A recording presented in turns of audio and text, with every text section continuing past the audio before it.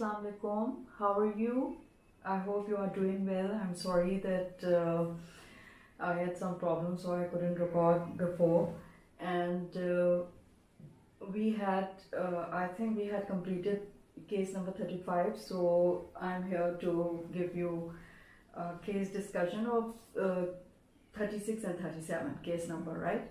Some people have asked me to deliver my lecture in English so that more people can understand, and I thought it's better because you have to deliver your presentation in your final year, in your final Viva FCPS II in English, so it's better that I deliver this case discussion in English. But I really enjoy speaking Urdu. But anyway, so here is the case 36 and 37, right? Let's see. A 45-year-old male is presented in OPD with 6 months history of generalized weakness, lassitude, weight loss, abdominal pain, and some darkening of the skin. For last 1 month, he has become dyspneic and his abdomen has swollen. In the past history, he had mumps at the age of 12. He works in a bank and smokes 10 to 15 cigarettes per day. On examination, rather wasted man, pulse is 84 per minute, sinus rhythm, blood pressure 120/70 mm of mercury. He has 3 to 4 spider nevi and has some loss of body hair. Abdomen shows ascites with 3-finger splenomegaly. Liver is also palpable, 3 finger below the right costal margin. It is firm and non-tender. A few scattered crepitations are heard in the chest. Investigations show hemoglobin 14 gram %. ESR is 30 mm in the first hour. TLC, DLC are normal. Blood sugar is 12 millimole per deciliter. Urea is 6 millimole per deciliter. Chest X-ray shows cardiomegaly. Now the questions they have asked, what is your diagnosis? Number 1. Number 2, what investigations you would carry out? Number 3, how will you manage this patient? Number 4, what are the complications you expect in this case?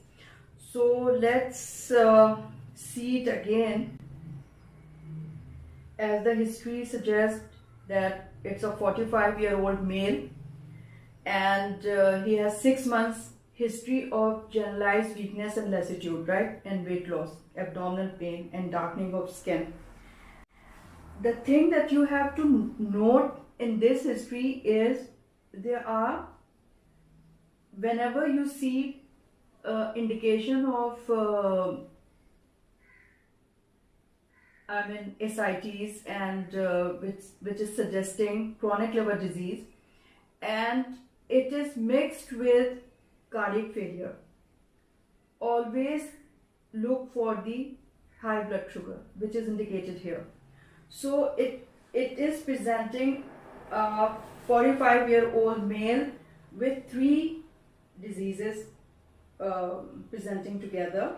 One is chronic liver disease, the other is cardiac failure, and the third one is diabetes mellitus, right? So the diagnosis would be always hemochromatosis. Okay? It usually presents in men over 40 with features of hepatic cirrhosis, heart failure, and diabetes mellitus. And whenever there is mentioning of pigmentation of the skin, especially if there is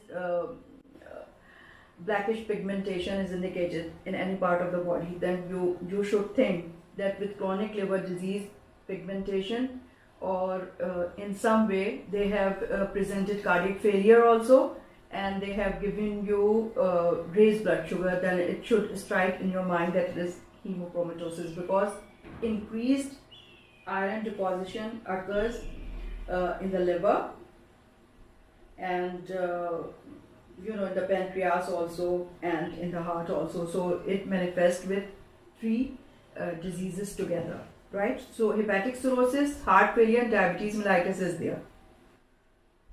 So next, they have asked you the investigations. So The degree of increase in total body iron can be assessed by number 1, serum iron, number 2, % saturation of iron. It would be more than 50% is abnormal and suggests hemochromatosis. Whenever it is more than 50% saturation, it is abnormal and it is found in hemochromatosis. And serum ferritin number 3, it will be very, very high. Liver biopsy with measurement of iron concentration and calculation of hepatic iron index.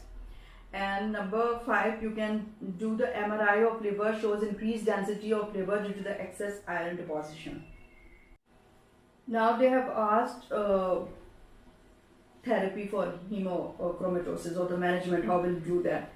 So if you are lucky enough that you have seen any case of hemochromatosis, please examine that patient very carefully, and you will never forget if you have seen, because it's rare, it does not present every day. So it will be you will be lucky enough if you can find any patient.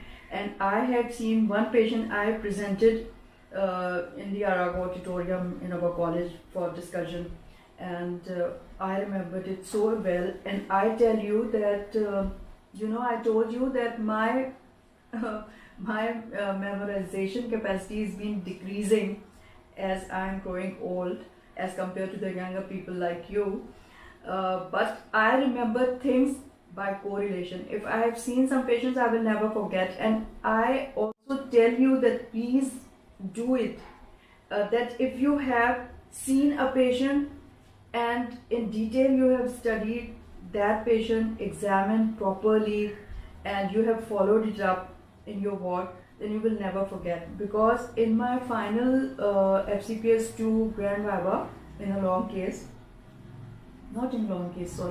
in TOPS, there was a station where liver biopsy, true cut needle was there to identify what is it and how do you do that. Examiner was sitting there and was asking me the question. So everybody, it's so easy. What are the indications and how do you use it? There was a sponge there and they were asking how you carry out the procedure. How do you enter? How do you withdraw the needle? So I told him everything. Then he asked me, tell me any liver biopsy report that you saw, the result of that biopsy report. So immediately, in a fraction of a second strike that I will tell Wilson disease, but I really couldn't remember the stain of Wilson disease liver biopsy. So I thought not to say that, and immediately I remember that I had seen hemochromatosis, so I said hemochromatosis, the result was. He was so astonished that because it is so unusual answer to give. I could have said chronic liver disease, but I don't know why did I say that, because I knew everything of hemochromatosis at that moment, and I knew the stain, I knew everything, and he was so impressed. Then he asked me how the patient were presented, and I was able to tell him everything that I have been telling you now. So it's my advice that always examine the patient, follow him up, investigations and the results and everything, and you will be excellent in remembering or recalling these things if you have seen that patient.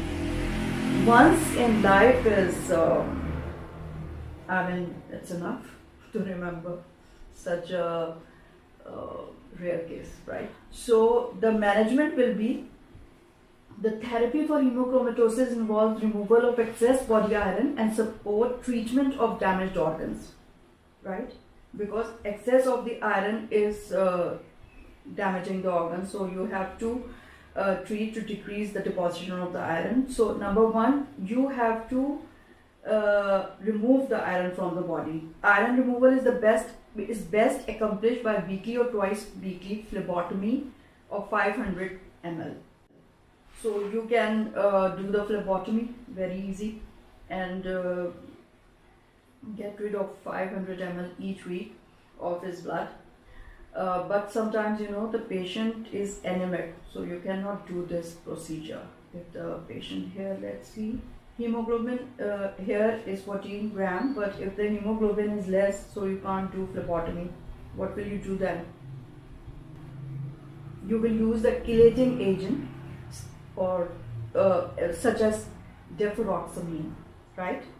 When given subcutaneously by a portable pump, removes 10 to 20 milligram iron per day, which is much less than that mobilized by once weekly phlebotomy, which is less expensive, more convenient and safer. However, chelating agents are indicated when anemia or hypoproteinemia is severe enough to preclude phlebotomy. So the patient that I'm mentioning that was followed up by me in my ward, he was anemic. So I had to choose deferoxamine, and I didn't know how to give deferoxamine. So I still remember that I called Fatmi Blood Foundation, and I asked them, because they treat thalassemia patient, and they do chelating. So they told me all the process. Number 3, an effective oral iron chelating agent is Diaphora-Sirox. It was not available by then when I was doing this. This agent is effective in thalassemia and in secondary iron overload, because thalassemia patients also die of cardiac failure and excess iron deposition, you know. So number 4, all alcohol consumption should be avoided, as it increases the risk of cirrhosis to about 10-fold in hereditary hemochromatosis. So it should be avoided. Number 5, the management of hepatic failure. Cardiac failure and diabetes mellitus is similar to conventional therapy for these conditions. So whatever we do in CLD patients, we will give that treatment for ascites and everything, and cardiac failure we will treat, and diabetes mellitus similar to the conventional therapy. Number 6, loss of libido and change in secondary sex characteristic are managed with testosterone replacement or gonadotropin therapy. Now they have asked complications, so you should remember, because as you have seen that it is a chronic liver disease, now it can progress to cirrhosis. So number 1 complication is cirrhosis, then number 2 hepatic failure, number 3 cardiac failure, number 4 diabetes mellitus, number 5 hepatocellular carcinoma, number 6 hypopituitarism, and number 7 adrenal failure, and number 8 arthropathy. So adrenal failure can also occur, you know, because in my patient that I'm mentioning you, what I followed up in my ward, he developed adrenal failure, and so it's one of the complications. And arthropathy, he had arthropathy too, and pigmentation here in his metacarpophalangeal joints, pigmentation, dark pigmentation.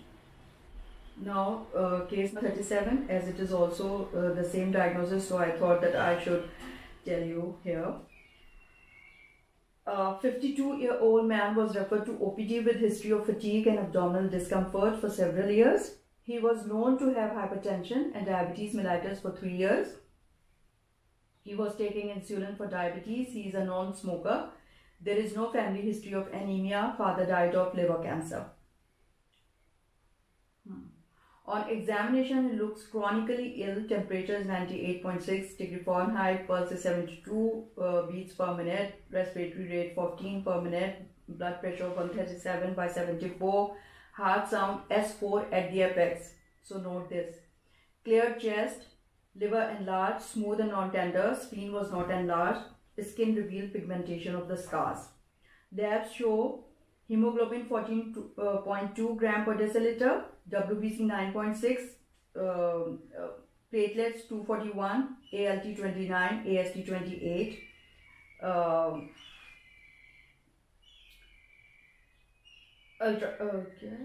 AST 28 units per liter. Urea creatinine normal.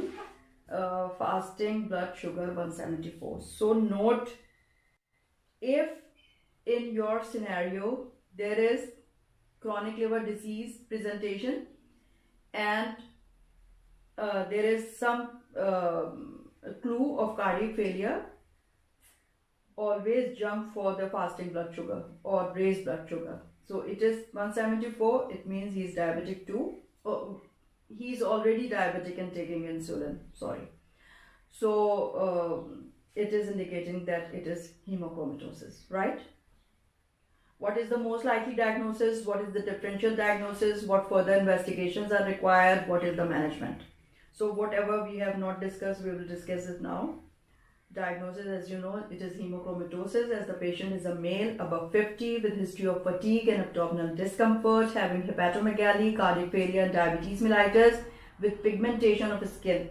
Whenever they have mentioned pigmentation of the skin with chronic liver disease and raised blood sugar, remember that is hemochromatosis. Hereditary liver disease is likely, as his father died of liver cancer in the past, right? So it can be hereditary. Clue is there. Then what is the differential diagnosis? Differential diagnosis can be of hepatoma, chronic pancreatitis, carcinoma of pancreas.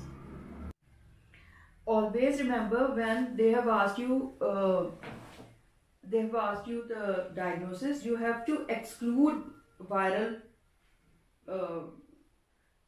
causes of chronic liver disease, autoimmune, Wilson's disease, and all the investigations you have to do, and then you will diagnose that is hemochromatosis, and finally you will do the liver biopsy, and it will give you dark staining for iron deposition.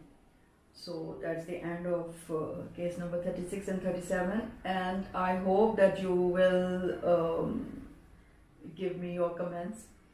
And I always request you, so please write me some comments, because it gives me some energy, and they perk up my spirits to keep going and discussing all these cases with you. So I really enjoyed. I want to help you, because I think that I also was so scared, and I was not guided properly, so I feel that I should guide you guys. Okay, thank you so much. Take care. Please keep on writing. Thank you. DIFFERENTIAL.